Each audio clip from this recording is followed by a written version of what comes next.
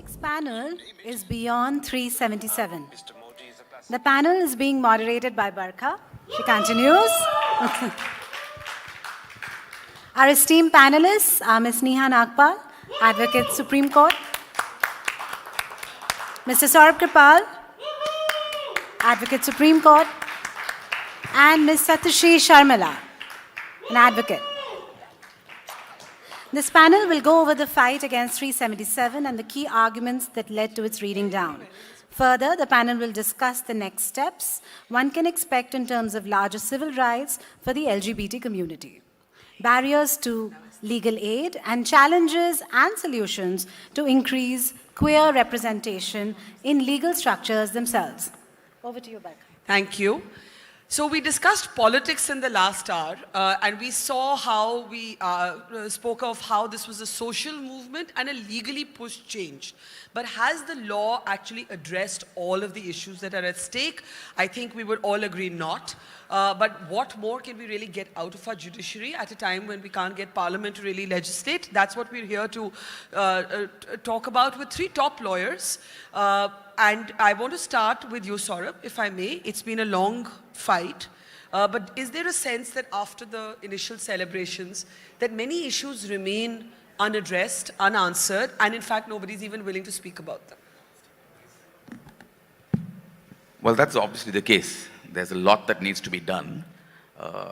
Those questions, I think what we need to do really is let this judgment play out in society. Because I heard the earlier discussion and you were mentioning politics. Yeah. And of course, there is a distinction between court and politics. But the two are not nearly as separate as you think it is. Yeah. Courts do tend to follow the court of public opinion. So there's a lot to be done. I fully agree with that. But the discussions will start now. A first step has been taken. And there's inherent conservatism in court in any case. They're not going to rush out and give you everything and anything. We saw how it worked actually with the 2009 judgment being reversed in 2013.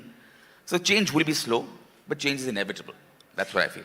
What are the areas, Saurabh, because all of you have fought such a long and arduous battle, but even now, whether they say it publicly or not, you will hear a number of politicians, even a number of your friends and family say, okay, now you've got this much, a bus karo. Well, there is a lot of bus karo in the room, right? Right? Isn't that what you... That's more common than you think it is. I think it's extremely common. And that's quite enough. How much do you really want? Yeah. Well, obviously, we want the full panoply of rights. Yeah. People talk about gay marriage all the time, and that's the next big thing. Well, women were allowed to be married 200 years ago. Was that exact equality? Yeah. Equality requires a lot more than just marriage. There needs to be equality in employment opportunity. There's anti-discrimination. Gay people can't get housing easily because certain societies won't let them live. So these small battles will have to be fought together. A comprehensive anti-discrimination jurisprudence will have to be built up on a case-by-case basis. See, court is not like politics where there's one broad brush of legislation and you can get a result. Courts work on incremental basis. So the persistence that is required is far greater. Neha, you were among the lawyers who was able to deliver, procure in a way this historic judgment from the Supreme Court for your Keshav's lawyer. And you've been an outspoken advocate on these issues. I think it's important to elaborate on what Saurabh said. I think there's a lack of awareness of the extent of discrimination. I think a lot of people a lot of people who are conservative think this is sexuality being flaunted in our face. Okay, you shouldn't be treated as criminals. Now you've got that, now shut up. Yeah. How do you address that constituency? And how do you detail and create awareness of the kinds of discrimination that continue to persist? Well, Barkha, on the 6th of September itself, the day the judgment was pronounced, so while there were people in hordes, not just in social media, not just in courts, but generally who welcomed the judgment, I remember going back into office and my steno looks at me and he goes, "Ye bhi Supreme Court bhi kya musibat hai?" I said, "What happened to you?" He's like, "Ye kya judgment hai? Kuch akal bhi hai in logon ko? Kya kiya hai?" And that he was not the only one. After that, repeatedly, one heard people say, "What have they done? Do they have any idea? Why are they bringing in a culture that's not a part of the Indian culture to our country? Do they realize what they're doing to society?" But I think the mindset is going to take time to change. There is stigmatization at so many different levels. There was a doctor, a very eminent doctor, who turned around and told me, I don't want my son to be hanging out with these gay men. What have you done? What is this judgment all about? And hang on, why are you hanging out with this? And what is your thing in this cause? And I just looked at him, I said, I'm a lawyer, I'm allowed to take on a cause, and it doesn't affect me, I'm fine with it. But, so the stigmatization for the next step, I think, is going to take its time, it's going to take its course, one has to be persistent with it.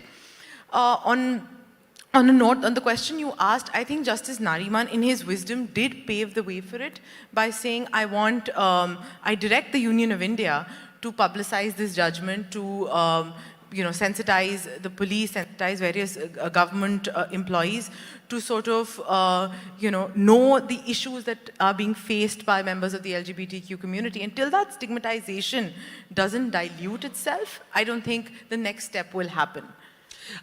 Satya, can you talk a little bit about, you were the first trans woman to be enrolled in the Bar Council in Tamil Nadu. How has that process been for you? What have been some of the difficulties, the challenges, the stigmatization that you've had to face as a professional? सबको नमस्कार. मैं तो first transgender lawyer बोलने के लिए मैं तो बहुत खुशी हूँ, यहाँ ऐसा खुशी से बैठी हूँ. मगर इस जगह पे आने के लिए मैंने कितना लड़ाई फेस किया वो मुझे मालूम है. जो फर्स्ट ऐसे मैंने मेरा जो लॉ डिग्री कंप्लीट किया है, मैंने 2007 में मैंने मेरा लॉ डिग्री कंप्लीट किया. उसके बाद ऐसे ट्रांसजेंडर करके मुझे एनरोलमेंट करने के लिए वो बार काउंसिल में जगह ही नहीं है. क्या बोलते थे? जो इंडिया में ऐसे थर्ड जेंडर का एक रिकग्निशन ही नहीं मिला, जो उसी टाइम पे हमने ऐसी गवर्नमेंट डिपार्टमेंट में जो बार काउंसिल में थर्ड जेंडर का रिकग्निशन नहीं है, तो कहाँ से कौन सा चीज़ों में मैंने ऐसे मेल नहीं तो फीमेल करके ही मैंने बार काउंसिल में एनरोलमेंट करना पड़ेगा. तो उसी मौका में ऐसे मतलब मैं तो मेल भी नहीं है, फीमेल भी नहीं है, मैं ऐसे मुझे खुद को मैं ट्रांसजेंडर मानती हूँ, हिजरा मानती हूँ. जो मैं क्यों ज़बरदस्ती जाके दूसरे चीज़ों में मैं एनरोलमेंट करके ऐसे मेल करके करूँ, नहीं तो फीमेल करके करूँ. मेरा आइडेंटिटी छोड़ के मैं दूसरा आइडेंटिटी लेने के लिए मुझे मन नहीं थी. सत्या, आपको किस तरह की प्रॉब्लम्स रहे हैं? जो फर्स्ट मेरा ऐसा प्रॉब्लम हुई थी, पहले मेरा एनरोलमेंट करने के लिए जो बार काउंसिल का फॉर्म में थर्ड जेंडर का एक कॉलम नहीं है. फर्स्ट इंडिया में ये बात बोलना चाहिए थी, इंडिया में रिकग्नाइजेशन ही नहीं है. आफ्टर 2014 के बाद नालसा जजमेंट का बात है, हमारा थर्ड जेंडर का जो रिकग्निशन मिला है. तो मतलब ये आज़ादी इंडिया में हमको आज़ादी मिला है 2040 का बाद. मतलब हमने आज़ादी इंडिया में अभी आज़ादी से जी रहे हैं. आज बोलना चाहिए तो आज की तारीख में, आज का तारीख आज तो हमको आज़ादी मिला है. मतलब अपना LGBT जो समाज को आज का दिन मतलब आज हमको आज़ादी मिला है. ये आज़ादी इंडिया में आज़ादी तो अभी मिला है. बहुत अच्छा बोले आप, लेकिन आज की इस आज़ादी के बाद भी कुछ प्रॉब्लम्स रहती होंगी. उसकी बात 2014 का बाद भी वो नालसा जजमेंट बोला है क्लियरली 6 महीने का अंदर इम्प्लीमेंट होना चाहिए हर स्टेट पे, मगर वो तो इम्प्लीमेंट हुआ ही नहीं. आपको डे टू डे क्या प्रॉब्लम्स रहते हैं? डे टू डे मतलब मेरा एनरोलमेंट के लिए मैं कहाँ भी जाऊँ, मुझे पहले ये प्रॉब्लम फेस लोग या जो क्लाइंट्स हैं या जो आपका काम है उसमें कोई प्रॉब्लम आती है? सॉरी, जो लोगों का पीपल का एटीट्यूड रहता है किधर भी जाएगा या बाकी लॉयर्स का रहता है, वो कैसा लॉयर्स का कुछ मुझे तो पहले मेरा एनरोलमेंट करने के बाद ही मुझे लॉयर्स के पास जाना पड़ेगा. तो पहले एनरोलमेंट मेरा जरूरी थी, जो उसके लिए मैंने बार काउंसिल में जाऊँ, उधर कॉलम नहीं है, उधर तो उनको अभी बताइए अभी का सिचुएशन मेरा जो तमिलनाडु बार काउंसिल में ऐसे ट्रांसजेंडर करके मैंने एनरोलमेंट फर्स्ट ऐसे TG करके मैंने एनरोलमेंट लिया है, जो इसके लिए मैं आज इंडिया फर्स्ट ट्रांसजेंडर लॉयर हूँ. मगर ये चीज़ों के लिए पहले कॉलम मेरे को क्रिएट करना पड़ा बार काउंसिल में लड़ाई करके. तो पहले बार काउंसिल को ये मुझे समझाना पड़ा ऐसे ट्रांसजेंडर भी मतलब लॉ ग्रेजुएट है. मैं जाके पहले पूछे तो उन्हें बोला है आप मैं तो लॉयर हूँ, मैं अच्छे लॉ ग्रेजुएट हूँ, मुझे एनरोलमेंट करना है, मुझे TG करके एनरोलमेंट करना है, मेरे लिए एप्लीकेशन फॉर्म में T नहीं है, मैं कहाँ से एनरोलमेंट करूँ. उन्हें खुद बोला है पहले हमारे पास कोई ऐसा TG कैंडिडेट आया ही नहीं है जिंदगी. हम इंडिया में यही पहले ट्रांसजेंडर आपने खुद खड़े होकर आई है इधर, मेरे को T करके एक एनरोलमेंट चाहिए. तो इस So, despite the law, actually the Supreme Court sort of recognizing a transgender community as a third gender, you hear of these daily struggles where a law graduate cannot enroll in the Bar Council because that column simply doesn't exist. It's almost like a kind of invisibility, a legal invisibility. But what should happen next? You said a very interesting thing. You said, let this judgment play out. What do you mean play out? Well, what's peculiar in our country is that people think that decriminalization is equal to grant of every right. So many people I've met who say, oh, now you'll get married next year. This is. Yeah. It's. I think there is a lack of clarity as to the true extent of or the limited nature of this judgment. But nevertheless, it, I think, changes public discourse. Yeah. Because people think the way they do, which is decriminalization equals every other right. I think once people accept, we as a country are not inherently, well, of course there's evidence to the contrary, we see often, but we are calm people. We, yes, we may speak loudly, but we don't go about lynching just everyone, right? I think we're a decent country, basically. That's my hope. Yeah. But I think once this judgment stands the test of time, it people accept a homosexual relationship, I think it'll become the new normal. And once it becomes a normal, you can ask for something a bit more abnormal, which would in its turn become normal as well. So, yes. So you're saying don't accelerate that. Am I hearing you say, because I think Parmesh was here earlier saying, you know, when people were talking about being pragmatic, being practical, creating electoral spaces where votes matter, voices count, and I think he made the sort of utopian point that the principle of equality should be enough and everybody has to act on that. I'm hearing you also make the pragmatic point that don't push the change, don't push the pace of change. I think there is an inherent human desire to push as much as you possibly can. But remember, we must distinguish between the political space and the judicial space. I think the political space, there will be a lot of pushback if you expand yourself. Yeah. That will be difficult. It's all well and good to say you organize yourself, but it's not easy to organize a community. The scheduled castes, after all, also are a single are minority. Have they been able to vote en bloc as a community? No. Same thing, especially where you are hidden in the shadows. You can't expect the LGBT community to mobilize itself when people are afraid to come out. So it's a bit of a hard task. That will be, I think, more increment, very, very slow. Judicially, I think, however, there's a distinction because there the judges are not bound by the hidebound traditions. I think there will be a far more rapid change there. But even that rapid change will take a lot longer than people actually anticipate. Anjali is here. She filed the Nas Foundation case house very many years ago, and we're grateful to her. She was a pioneer. Absolutely. And 15 years later, we're building on the foundation of what she did. But it took 15 years, even in a court which is meant to be liberal, fast-moving, etc. So I think change will come. It will also depend on the personnel man in the court. I think we forget often that the court is not an institution which will dispense justice by pressing a button, out comes a judgment. No, there are 3, 5, 7 people, however many judges are sitting there, and what they believe, what they think are the rights they're going to give us. So we have to do it strategically and take your time over it, and not just rush with the angels air to tread. Neha, do you agree with that? I completely agree with Saurabh. I think one has to play a lot with caution, one has to be practical here and persistent. It's by pushing yourself into somebody or pushing a sudden change and thinking that things are going to change overnight, it's not going to happen. I think then that's just going to sort of push back or send out a very wrong message that, oh my God, they've got this much, they're not happy with it, and they're on our face, and I think it's just going to sort of... But what are the key practical day-to-day issues that still remain mired in legal ambiguity? Anyone? Like where there's no legal clarity even. Like, for example, I had cited the military as being one space, nobody knows. Marriage is another. I don't know if there's maybe being parenting, adoption is another. So we do have to list out what those issues are which remain, in a sense, unaddressed. Saurabh, if you want to take that. See, a lot of discrimination happens within the rubric of equality already.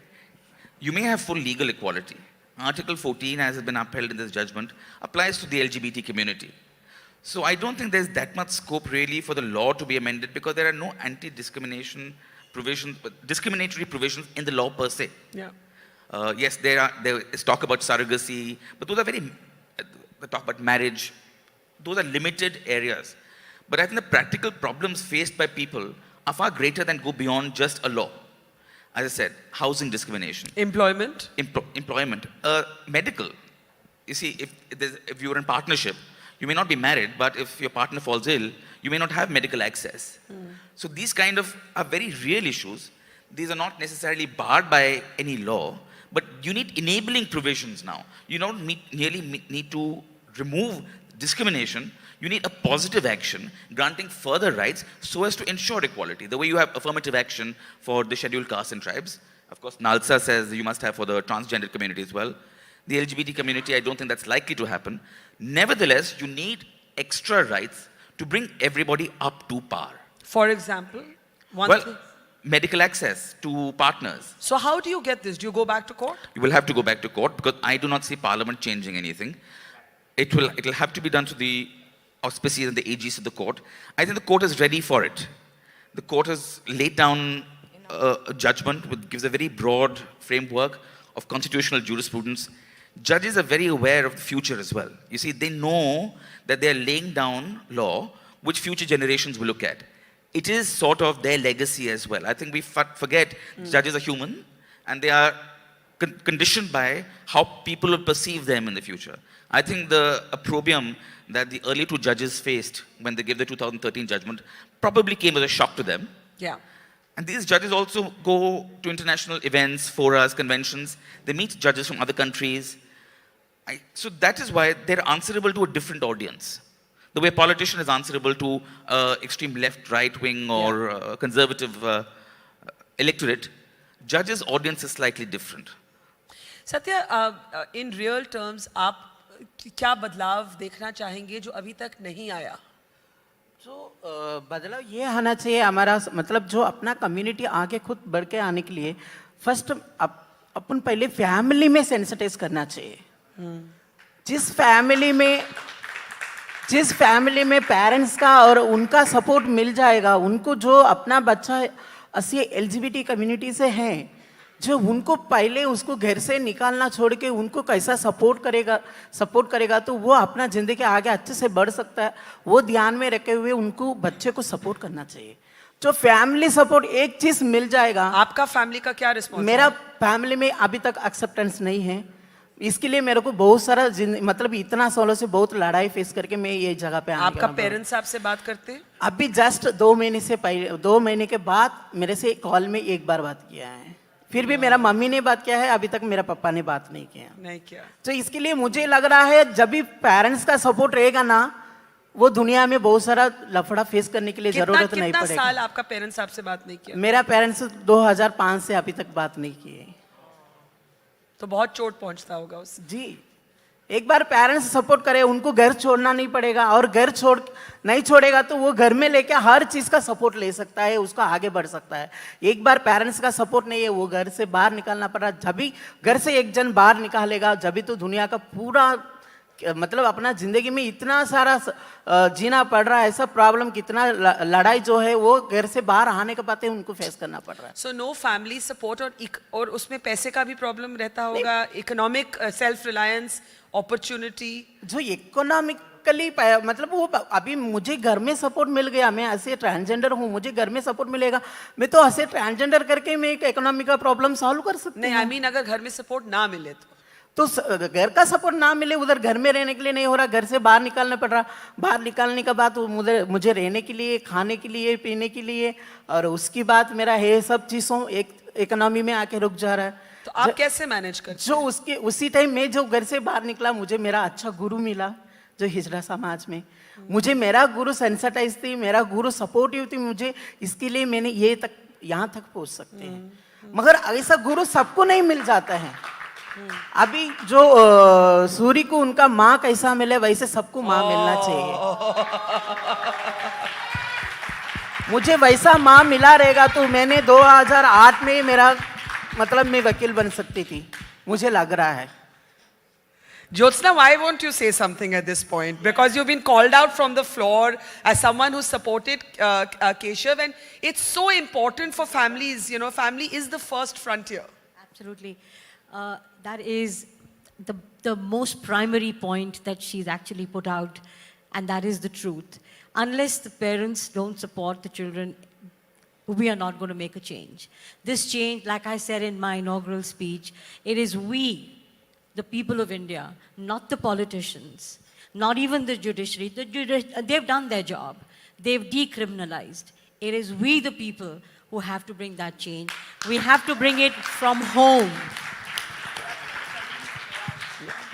और आपके लिए मेरा बहुत दिल दुखा कि आपके parents ने आपसे 2005 से बात नहीं करी. उनको नहीं मालूम कि उन्होंने क्या चीज़ खोई है. अगर वो आपको आप देखें यहाँ बैठे हुए तो एकदम से खुशी से उनका दिल ऊपर हो जाए. लेकिन आप बहुत हिम्मती हैं, आपने बहुत कुछ किया है, एंड गॉड विलिंग आप ऐसे ही चलते रहें. मुझे आपका सर का माँ को देखने के टाइम मुझे वो पेरेंट्स से होता आपसे मैं वो खुशी ले रही हूँ. आप मेरे को अपनी माँ समझिए प्लीज, बाय ऑल मींस. जरूर. भाई साहब, अपना फैमिली वाले अपन को नहीं समझ सकते हैं, बाहर का दुनिया वाले लोग को हम कितना समझा सकते हैं. पहले अपना फैमिली वाले अपन को समझना चाहिए, उसके बाद बाहर का वाले को हमने समझा सकते हैं. And this is so important, Saurabh, because no matter how many laws you change, you need familial acceptance, you need social acceptance, you need acceptance in your friends and families. And a lot of people do live hidden lives to themselves because they're worried about acceptance. So can you speak a little bit to that? How much can the law actually drive the social and personal change? It's a chicken and egg thing. What's driving what? Look, it is, I would say, symbiotic. Yeah. So I wouldn't say one, each is driving the other. The society change is happening because laws are changing. Law is a tremendous social tool. It has to be employed and deployed, so to say, to make changes. Now the question about familial acceptance has a tremendous economic impact. We have to remember that. You already are slightly disadvantaged in the workplace because you are an LGBT person. If you don't have familial support and you're thrown out, you have to pay rent, you have to pay, buy food, drink, your health. You are being pushed back further. So I think things which come naturally to people, where even on an uneven playing field, you are pushed down further. So now, how will the law change that? Now the law can't coerce parents to accept children. I think that change will have to come from within society. But once a judgment of the sort that has come in the Navdesh Johar case, decriminalizing homosexuality, it's opened channels of communication between parents and children. There's a vast amount of young people who are more accepting than the other generation. I think each generation as they grow will become more and more accepting. And I think the tremendous moral authority of the court. I think we must remember the parliament probably is not loved by Indian society. All politicians are seen as potential thieves, absolutely unfairly, but it is the case. That is the general feeling. The one institution which does command tremendous respect is the Supreme Court of India. And the Supreme Court, which has come behind the LGBT community, has given a tremendous, I believe, moral push in this direction. Interesting. So I've been very angry with Parliament for not legislating on this issue, but you're actually saying, in a way, the social acceptance is greater because it's come from the court. I agree with you. Absolutely. I fully believe that. Okay, we're going to take questions from the floor. Neha, do you want to add to what you think are the next steps that, Saurabh mentioned? You'll have to keep going back to court. The court understands its set of framework. Now the specifics will keep having to be taken back. Inheritance, medical access, what are the legal rights in a relationship? Like all the questions that apply to heterosexual relationships that have had to be clarified by the court will have to be clarified for the LGBTQ community as well. How do you see this playing out? And please, if you have questions, we will start taking them. Neha. Sure. Yeah. So I think that obviously there are going to be now issues that are going to sort of come up because of medical access, maybe even adoption, maybe even surrogacy, and to get clarity or to get the stamp of approval, one will have to sort of keep going back to court, and the Navtesh Singh Johar judgment will have to be applied and tested through that. And a new jurisprudence in that sense will be created. And if you see, that's exactly how it's happened in the United States. That's exactly how it's happened in the UK as well. One by one, the envelope kept getting pushed one by one. So we'll have to keep going back to court in that sense. Okay, Lakshmi, let's start with you. Yeah. So first thing that as community and as activists in this room, one should remember that how they can use law for their own benefit. When the Hindu Marriage Act says there are two persons who can marry, there is never mention in the Hindu Marriage Act, it is man and a woman. So we can marry. Yeah. In the strict letter of the law, you're correct. Yeah. According to the law, I'm saying. Yes. As per According the strict to- letter, you're absolutely right. Yes. But it So- would become interpretative, is what you're saying. Yes. Correct. Interpretation, what the courtroom says and what as me, if I have married and if I go to the court as a gay man and I marry another man, I can go to the court and I can put my thing. That can be decided later on, but one has to go. Yeah. One has to start this, and you all are telling the right thing. And I believe it is not only about the judiciary. I believe sad that the Prime Minister's office and the President's office could not have the guts to come up on the 6th to say that they are happy for the community. And this is sad in this country, that the Parliament could not decide anything. And again, I retreat to one biggest thing is that the non-discriminative policy in this country is very essential. And how we push that, that has nothing to do with Section 377. There is nothing to do with anything. I believe we as a community should come strong and go to the Supreme Court and say, as far as employment, there should be a non-discriminative policy followed by a country like India, as we say, we the people of India, because my sexuality and my gender shouldn't be judged. And no agency, private or government, can advertise they need a man for a job or they need a woman for a job. They require an Indian for the job. And then there can be a biggest change. So important point about an anti-discrimination commission. Other countries do have these, and it can be all kinds of discrimination, Yeah. not just driven only on sexuality alone. Okay, can we get the mic at the back, please? Yeah, you have one? Yeah, go Yes. ahead. So, question for the panel. Basically, you talk about patience and time. Whereas, if you look at the ruling, it's actually laid the groundwork for action today. And if you take, for example, marriage equality and the US Supreme Court, it started with one couple and a bunch of battles, court after court after court, till they got there. And that basically changed the interpretation of the law for the whole nation. So why wait? Well, if you take the US example, Lawrence versus Texas, which is our Navtej Johar, came in 2003. Marriage equality, Obergefell judgment, came in 2015, 12 years later. Right? So there was a But 12-year gap. started. There was a They 12 started. Yes. You have I'm someone not has saying to start don't today. start. One couple has to go out today and put their foot down and say, we want to get married. That's where the battle begins. See, I'm not asking people to rush back into the closet. Right? Come on, Keshav. I'm saying the closet is opened. It'll take time for it to be fully open and for acceptance to happen. the delays of the law are notorious in any case. You file a case, probably children will be ending up litigating it. That's our judicial system. For 1 billion people, we have 25 judges in the Supreme Court. There are delays in the law which are built in, so that will be part of the delay. By the time it meanders its way through the Supreme Court, that has its own delay. So this is inevitability, practicality, and pragmatism. I'm not advocating going slow. I'm just pleading for restraint. Define restraint. Well, I think immediately filing a petition in the Supreme Court for gay marriage is a bad idea. It's a bad idea. I think it's a bad idea. I think it's a bad idea because there will be such a tremendous pushback. See, the government filed an affidavit saying we leave it to the wisdom of the court. You can be fairly certain the government is not going to file such an affidavit if you seek gay marriage. You have to build, see, the judgment has laid a foundation. You are hoping to construct the top of the Eiffel Tower on that foundation within a few months.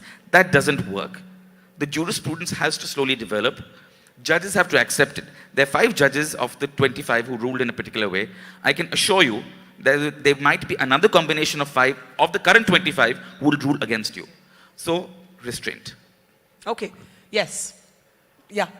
Yeah, so I mean, just a small corrective to this. So while the US Supreme Court did rule on same-sex marriage in 2013, the first decision, this first state Supreme Court decision was actually in the year where Lawrence versus Texas came out, back in 2003. But I think that was a problem in many ways, right? Because the issue with pushing for marriage equality is that, and I think you noted this very well, right? So you don't talk about equality jurisprudence more broadly. So as a consequence, right now in the US, sure, you can get married, but you may be denied basic wedding catering services, and trans persons can be denied toilet access, right? So because you didn't allow for that incremental jurisprudence to develop. So I think that's a really crucial point that I think we should keep into account. And as you said, the problem also is that marriage is the kind of demand where you get a very strong reaction from the other side, but it doesn't give us that much. Right, at the end of the day, it's a very incremental kind of benefit at the most, and there are other ways in which we can also imagine pushing jurisprudence, pushing boundaries. So why aren't we imagining this framework of domestic partnerships, for example, right? Because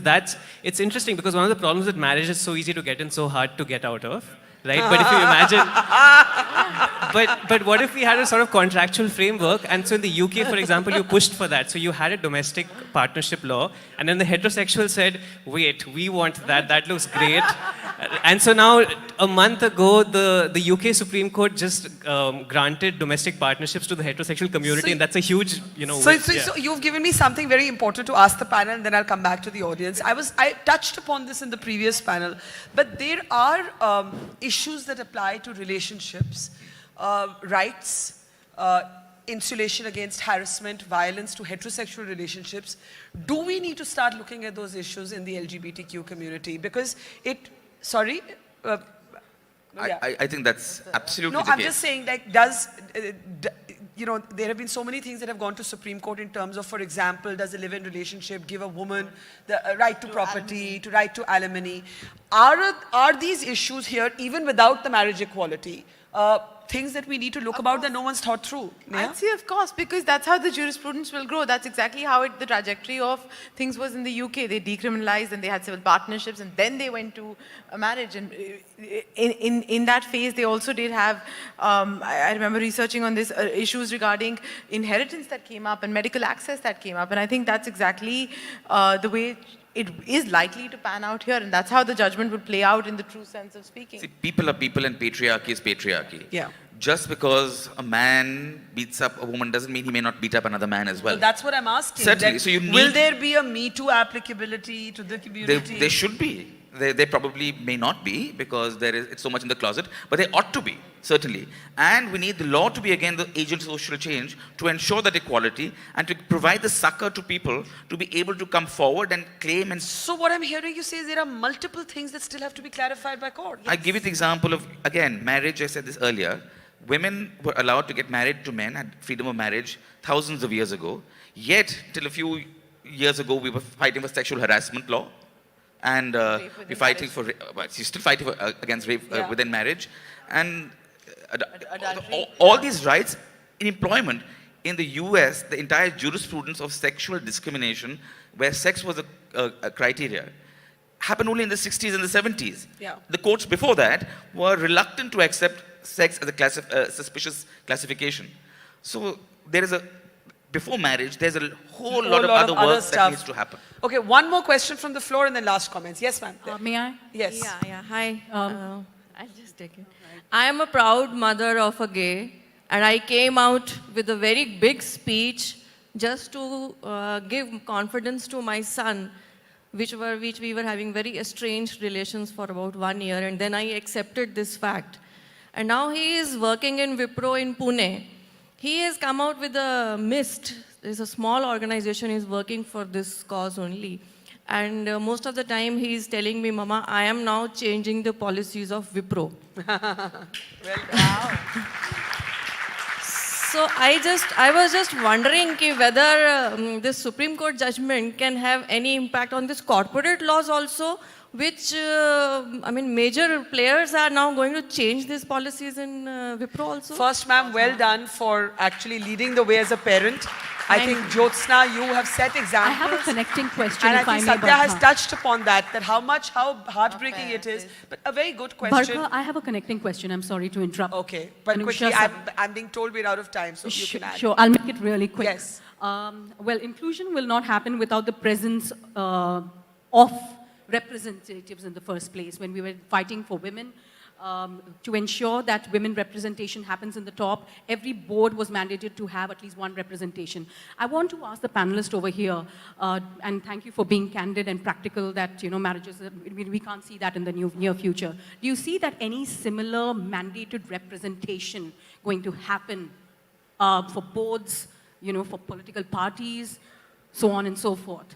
Okay, so connected questions really, and last comments from the floor. Just coming to the latter question first. I am not in favor of this kind of positive discrimination. You're not in favor? I'm not in favor of having a mandatory representation on the board of a company by an LGBT person. Women, another issue. Yeah. Right? Because the historic disadvantage is equally great possibly for LGBT community and for the women. But women happen to be 50% of our country. And if you don't find a single woman on a board of top Fortune 500, the extent of the deprivation is so large that you can have positive discrimination. Same thing for scheduled castes. I don't think that's the case for the LGBT community, because while there is tremendous disadvantage, there are many other disadvantaged groups in this country as well. So we're going to start divvying up a CEO's board. There'll be no room left for anyone who's not disadvantaged, right? That's not very practical. Coming back to that question as to whether this judgment will help corporates, I certainly believe it will. When the Vishaka judgment came, which said that sexual harassment at the workplace was, after that judgment was banned, 97, that basis of that judgment of sexual harassment at the workplace was the right to equality and the right to live with dignity. There was a constitutional basis for that. I think this judgment has laid an equal basis for similar judgments that will come and anti-discrimination codes that will come, which will apply not just to the state, where the state discriminates, but even the horizontal application where individuals discriminate against each other. Yeah. In a true sense, unlocking the cost of homophobia. Because I think once, with decriminalization at least, a certain sense of stigma within a person who's from the homosexual community, that I'm a criminal, and also his family, friends, so on and so forth, will also go. And I think that will help in reducing the economic cost of homophobia. Satya, last आप audience को क्या बोलना चाहेंगे? जो सबसे आपने एक family acceptance की बात की, दूसरा कोई change जो बहुत ज़रूरी हो? दूसरा कोई ये चेंजेस आना चाहिए जो हमने इतना बड़ा लेवल पे बैठ गए, हमने डिस्क्रिमिनेशन और जो सनसेटेज का बारे में हमने बात कर रहे हैं, जो बड़े लेवल पे बड़ी सिटी में तो ये तो हो ही जाएगा, मगर ये छोटे से गांव में ये अपना कम्युनिटी का बारे में कितना सेंसिटाइज है, और वो एक छोटी से गांव में एक पुलिस स्टेशन है, वो पुलिस वाले को 377 का बारे में क्या नॉलेज है, वो जजमेंट का बारे में क्या नॉलेज है, उनको मतलब अपना मतलब कम्युनिटी मेंबर्स को देख के कि वो क्या डिस्क्रिमिनेशन करेगा, उसका क्या हो सकता है, ये होना चाहिए। मतलब बड़े सिटी में जो हो रहा है वो सेम एक छोटे गांव तक मतलब ग्रास रूट लेवल तक होना चाहिए, मगर सेंसिटाइज भी ऐसी होना चाहिए जो कम्युनिटी का मतलब अच्छी चीज़ जो होना चाहिए वो भी होना चाहिए।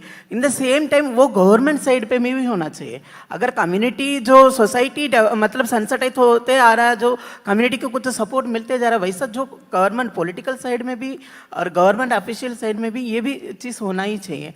मतलब कितना गवर्नमेंट ऑफिशियल्स जो मालूम नहीं, उनको LGBT कम्युनिटी के बारे में इतना नॉलेज नहीं है। तो I think it's to conclude, the battle has probably just begun. I think what you're hearing from the lawyers on the platform is fight one step at a time, fight incrementally. Every round of change can't be cataclysmic and dramatic. Be strategic. But there will be a lot of going back to court, and these are lawyers who have led that battle. Let's have a big round of applause for them. And thank you very much, everyone.